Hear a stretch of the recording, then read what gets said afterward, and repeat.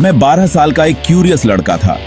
मुझे स्पेस और प्लैनेट्स के बारे में पढ़ना बहुत पसंद था। एक सनी आफ्टरनून मैं अपने बैकयार्ड में खेल रहा था। बहुत मजा आ रहा था। मैंने ऊपर स्काई में देखा और अपनी आंखों पर यकीन नहीं हुआ। मेरे घर के ऊपर एक स्पेसशिप मंडरा रहा था। वो राउंड और सिल्वर था, फ्लैशिंग लाइट्स के साथ। स्पेसशिप मेरे बैकयार्ड में लैंड करने लगा। मैं नर्वस था बट एक्साइटेड भी। मैं हमेशा से एक रियल स्पेसशिप देखना चाहता था। मैं धीरे धीरे उसकी तरफ बढ़ा। स्पेसशिप का दरवाजा धीरे धीरे खुला और मैंने अंदर झांका। मैंने फ्लैशिंग बटन्स और स्ट्रेंज लाइट की एक बीम निकली और मुझे उठा लिया।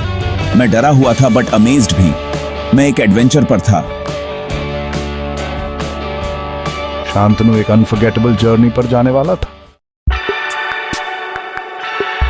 मैंने खुद को स्पेसशिप के अंदर पाया, फ्रेंडली लुकिंग एलियन से घिरा हुआ। उनके बड़े बड़े हेड्स थे और बड़ी बड़ी काली आईज थीं।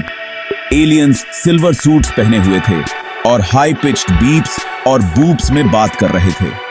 मैं उन्हें समझ नहीं पा रहा था, लेकिन वो मुझे समझ रहे थे। उन्होंने मुझे एक स्ट्रेंज लुकिंग चेयर में बकल अप करना सिखाया। स्पेसशिप उड़ गया। शांतनु ने खिड़की से बाहर देखा और अर्थ को छोटा होते देखा। वो मून के रास्ते पर था। जर्नी बम्पी था बट फन भी। एलियंस ने शांतनु को स्पेस स्नैक्स दिए जो कुकीज जैसे टेस्ट करते थे। स्नैक्स बहुत टेस्टी थे। मुझे यकीन नहीं हो रहा था कि मैं सचमुच एक स्पेसशिप पर हूं। स्पेसशिप एक जेंटल थड के साथ मून पर उतरा। मैं एक्सप्लोर करने के लिए वेट नहीं कर सकता था। मैंने एक स्पेशल स्पेस सूट और हेलमेट पहना। एलियंस ने मुझे स्पेसशिप से बाहर निकलने में मदद की। मून पर मेरा पहला कदम बहुत स्ट्रेंज लगा। मुझे बहुत लाइट महसूस हुआ। मैंने एक बड़ा जंप लिया और हवा में ऊपर तैरने लगा। ऐसा इसलिए क्योंकि मून की ग्रेविटी अर्थ से बहुत कम होती है। मैं लूनर सरफेस पर बाउंस और लीप करता रहा। मुझे लगा जैसे मैं उड़ सकता हूं। मैंने हवा में कुछ समरसॉल्ट्स भी किए। ये अब तक की सबसे ज्यादा फन थी। मून पर शांतनु का एडवेंचर अभी शुरू ही हुआ था और ये पहले से ही उसकी जिंदगी का सबसे एक्साइटिंग एक्सपीरियंस था। सेक्शन 4 चांद एक गुरु है। एलियंस मुझे मून के टूर पर ले गए। उन्होंने मुझे क्रेटर्स, माउंटेन्स और प्लेन्स दिखाए। मून की सरफेस ग्रे डस्ट से ढकी हुई थी। ये अर्थ से बहुत अलग था।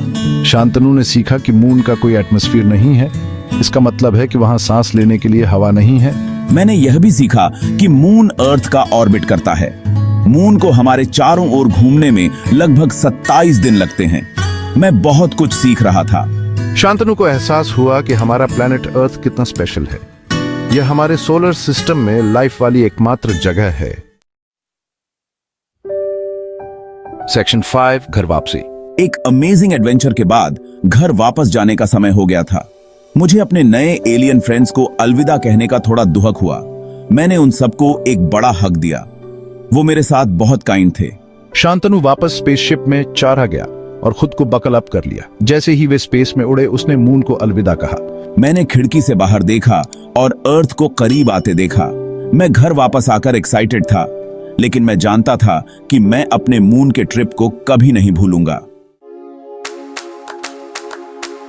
सेक्शन 6 अर्थ अलग लगता है। स्पेसशिप मेरे बैकयार्ड में वापस लैंड हुआ। मैंने एलियंस को इस इनक्रेडिबल जर्नी के लिए धन्यवाद दिया। उन्होंने अलविदा कहा और स्काई में उड़ गए। मैं वापस अपने घर के अंदर चला गया। अब सब कुछ अलग लग रहा था। मैं अभी अभी मून पर गया था। शांतनु ने अपने पेरेंट्स को अपने एडवेंचर के बारे में बताने की कोशिश की, लेकिन वे बस हंसे और कहा कि उसके पास एक वाइल्ड इमेजिनेशन है। मुझे समझ नहीं आया कि उन्होंने मेरी बात पर यकीन क्यों नहीं किया। मैं जानता था कि मैंने क्या देखा था। अजीब बात है कि शांतनु को अपनी ट्रिप की सारी डिटेल्स याद नहीं थी। ऐसा लग रहा था जैसे ये सब एक सपना था। लेकिन उस दिन से मैंने मून को अलग नजर से देखा। मैं उसके सीक्रेट्स जानता था। मैं उसकी सरफेस पर चला था और मैं जानता था कि स्पेस के बारे में बहुत कुछ सीखना बाकी है।